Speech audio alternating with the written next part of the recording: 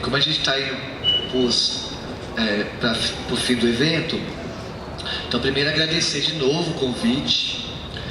Obrigado mesmo, é um espaço muito importante para a gente oxigenar nossas esperanças e, como o Danilo falou, também é o momento da gente pensar em como organizar essa unidade frente aos desmontes que estão por vir.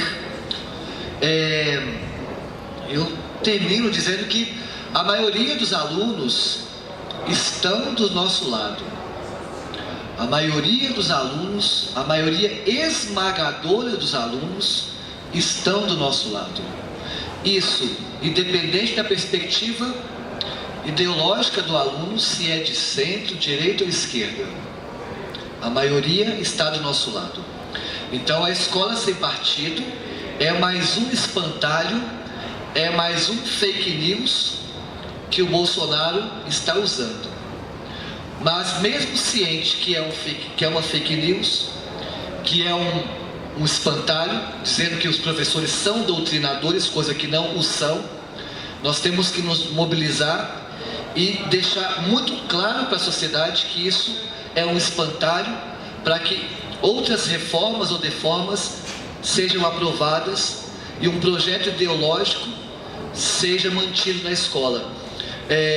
Eu posso dizer isso porque eu trabalho num espaço em que os alunos, em sua maioria são alunos que se posicionam como alunos de direita, alunos que demonizam a esquerda, demonizam o partido o qual faço parte, por exemplo, que é o PSOL. E eu percebo também que a maioria deles também não são favoráveis a ficar filmando o professor, a esse processo de colocar professor contra aluno que alguns setores do governo têm fomentado.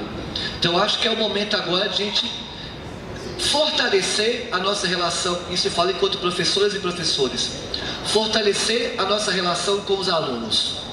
Isso é um pouco complicado porque a escola, do jeito que foi pensada hoje, ela foi criada de uma forma para que nós, professores e professoras, não tenhamos laços mais próximos com os alunos.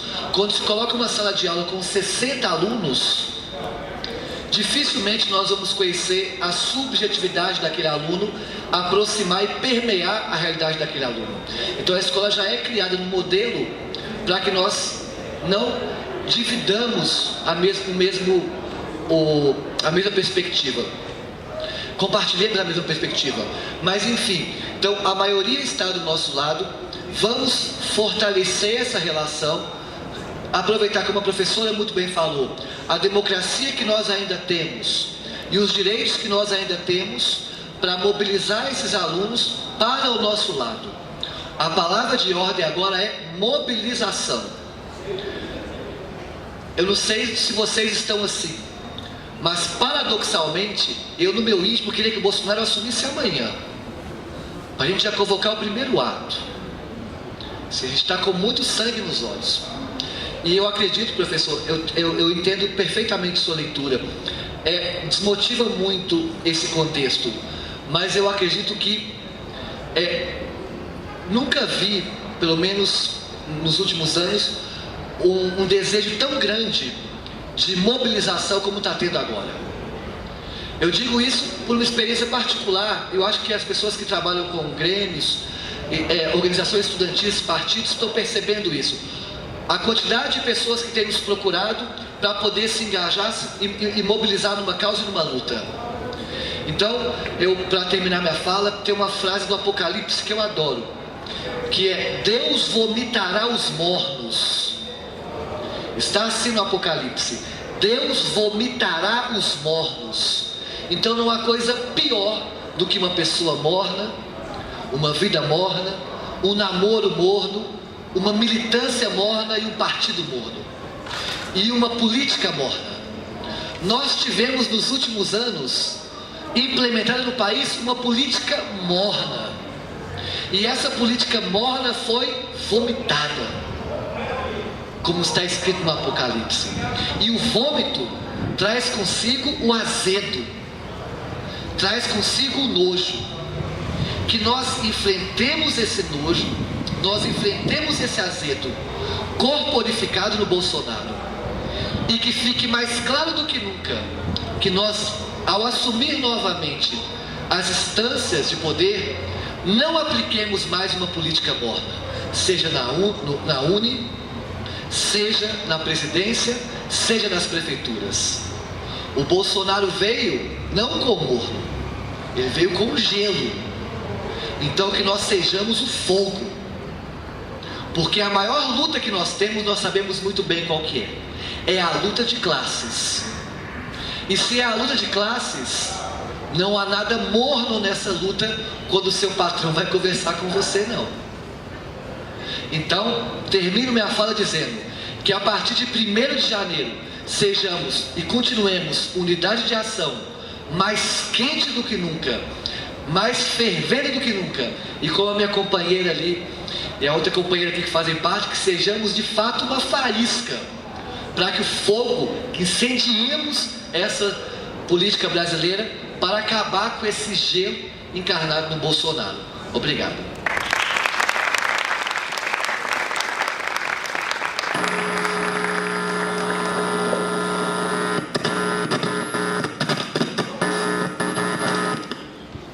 Alô? Pronto. Eu queria dialogar com algumas questões em relação... Os tempos são muito preocupantes, né? A gente acreditava que o tempo não era tão preocupante quando fizeram um golpe institucional da Dilma Rousseff em 2015. A expectativa que se colocava ali, em 2015, era que nas eleições de 2018 talvez a gente conseguisse uma vitória. Porque teria eleições presidenciais. E a gente encarou uma derrota eleitoral profunda agora em 2018, com uma eleição manipulada pelo judiciário com tutela dos militares. A estratégia que foi colocada para a gente naquele momento foi a mesma que está se colocando agora, que é a estratégia da conciliação de classes, que é a estratégia de esperar, por via das articulações parlamentares, um tipo de resistência que tem um único interesse: voltar um possível governo do PT para que eles voltem a administrar por eles mesmos a corrupção capitalista e não os outros setores que estão impondo que uma direita reacionária chegue ao poder e faça uma mudança no regime, uma ruptura no regime. A gente está vivendo hoje uma ruptura do regime de 1988 e que implemente ataques ainda mais profundos. Se o Bolsonaro assumisse hoje, a gente ia estar com muito problema. Porque esse tempo que a gente tem, daqui até janeiro, daqui até o início das aulas, é um tempo muito importante para a gente conseguir, primeiro, buscar entender a situação que a gente está, o momento que a gente está vivendo, e qual o papel do judiciário, dos militares num governo de extrema direita como esse, e qual a aliança que a gente tem que fazer, qual a frente que está colocada para nós, para conseguir combater um governo de extrema direita. No caso de Minas Gerais, não só a gente teve que se enfrentar com os ataques do governo do PT, mas depois o PT, de maneira envergonhada, ainda chamou nas bases da juventude de trabalhadores o voto no Anastasia contra o Zema, como se isso fosse uma alternativa capaz de aumentar forças contra um projeto reacionário. E a gente viu que não é isso que está colocado. A frente que é colocada pelo PT, que busca articular suas forças com partidos das classes dominantes, não é uma força que nos ajuda, do qual, inclusive, setores do PSOL fazem parte dessa articulação. A gente tem que ter muito claro, para a leitura da realidade, que é a leitura da luta de classes, 1 mais 1 não é igual a 2. A gente se aliar com forças antagônicas da juventude e da classe trabalhadora soma contra o nosso projeto e não a favor. A gente vê isso cotidianamente nas escolas, nas universidades, em cada local de trabalho.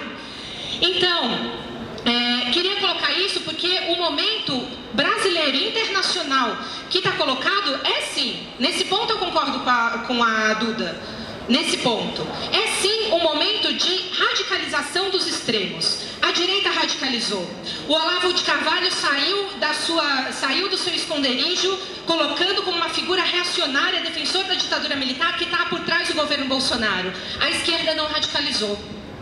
O grande exemplo que a gente tem de um país que passou por mais de 22 greves gerais é a Grécia. E a Grécia, quem terminou por implementar os ajustes naquele país, depois de 22 greves gerais, não foram as forças da direita.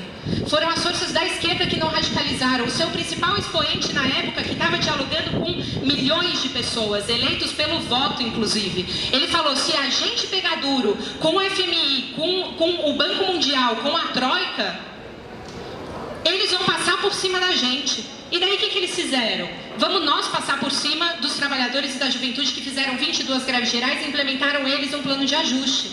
Então, estou reforçando isso porque o combate à extrema-direita, em momentos que os extremos se fortalecem como o nosso, é o terreno da luta de classes.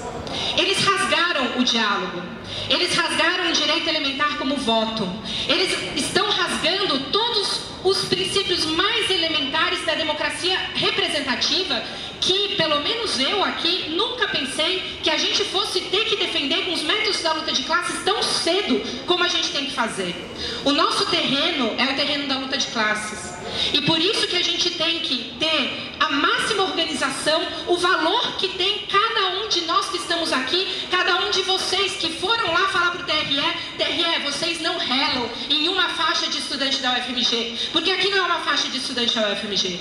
Aqui é a resistência da juventude secundarista, aqui é a resistência das mulheres, aqui é a resistência do povo negro, aqui é a resistência dos LGBTs e que nenhum autoritarismo, nenhum governo reacionário vai pisar aqui. Para eles pisarem aqui, eles vão ter que passar por cima de muito jovem, de muito trabalhador, como eles estão tentando fazer no país. Só que nós, a partir da UFMG, a partir das escolas e a partir de locais de trabalho que tem resistência e que é difícil, que eu dialogo aqui com o companheiro Rodrigo, porque ele fala, poxa, é difícil a situação. Eu estou lá na escola tem estudante na sala de aula, é muito difícil, gente. E a gente conta com esses meninos do nosso lado em muitos casos. Agora, o sentimento de passividade não é porque a gente está derrotado. A gente fez uma greve, agora a gente não saiu derrotado. A gente está na escola pagando greve, trabalhando até não poder mais. A gente tem sexto horário, a gente está trabalhando todos os sábados. A gente está em cima com a direção no nosso pé porque eles sabem que a gente vai voltar a lutar. Tem expectativa das nossas entidades, inclusive, chamarem pelo menos novos atos, novas lutas. Agora, o sentimento de poxa, o que a gente vai fazer agora? Talvez eu não tenha força, ele é alimentado pelas entidades sindicais como o CUT e CTB, que fazem parte daquela divisão de tarefas que eu estava falando no primeiro ponto da minha fala. É a divisão de tentar conter a nossa luta mais radicalizada, porque eles viram, inclusive nessa greve que a gente teve, que os professores podem sim tomar linha de frente, a gente pode tomar o sindicato se for necessário. Só que para isso não basta vontade. Para isso é necessário experiência a partir da luta de classes. A direita, a gente combate na luta de classes. E para combater na luta de classes, a gente tem que estar preparado para derrotar ataques econômicos, ideológicos e políticos. Essa tarefa é uma tarefa extremamente grandiosa, não é fácil. Não é fácil a gente exigir das nossas entidades, porque a gente sabe que grande parte das vezes elas não vão fazer. E muitas vezes elas vão atuar contra a nossa auto-organização, como muitas vezes acontece. E a gente tem essas experiências. Porém, o que é mais forte para a gente colocar as tarefas e os desafios que a gente tem? A classe trabalhadora e a juventude sempre se levanta. Sempre se levanta. Essa é a nossa principal força. Agora, nesse momento, a gente pode chegar despreparado, achando que as demandas da juventude da classe trabalhadora, quando se levantar, vai se resolver no terreno parlamentar ou eleitoral, que não vai, porque a gente está falando de um congresso reacionário. Ou a gente pode estar preparado para que exatamente essa força seja a força que consiga dar uma resposta para essa elite racista, escravista, reacionária, de que os rumos do projeto desse país está nas nossas mãos. E que isso envolve, inclusive, uma resposta de um programa anticapitalista para a gente conseguir colocar abaixo todos esses setores que são a expressão da velha escravidão no nosso país e que a gente possa lutar por e que a gente possa ter forças para conseguir caminhar para derrotar esses ataques que se avizinham. Por fim, eu queria fazer uma proposta, né? Uma proposta não, né? Um convite, na verdade. Porque a partir do Esquerda Diário, a gente vai lançar uma campanha de solidariedade aos professores e estudantes do Colégio Santo Agostinho, de ser uma campanha de fotos para que a gente tire em todos os lugares, como uma medida que a gente pode ir demarcando que escola sem partido não vai ser aceita. Ele já é implementado nas escolas, mas a gente não vai permitir que isso aconteça em nenhum lugar. Então, o Esquerda Diário é uma plataforma que busca contribuir também na nossa luta. Nos últimos meses a gente chegou em 7 milhões de acessos. Façamos chegar em grande parcela da população de Minas Gerais o nosso recado, que a gente está do lado dos estudantes e dos professores do Santo Agostinho, contra a escola sem partido e contra todo tipo de censura nas salas de aula. Obrigada.